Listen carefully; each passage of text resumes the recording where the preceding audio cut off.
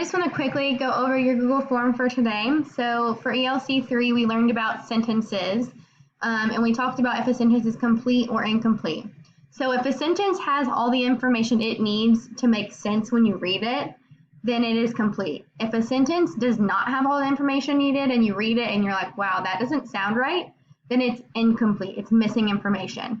So for today, it says we have now learned that sentences are a group of words that make sense. Decide if the sentences below are complete or incomplete.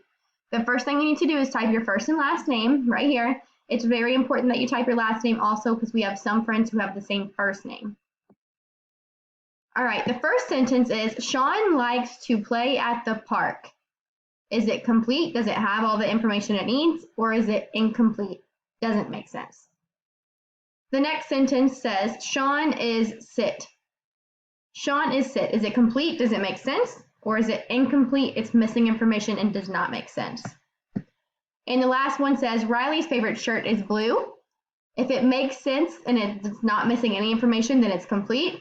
If it doesn't make sense, then it's incomplete. So just select which option you think for each sentence and then just hit the submit button at the bottom.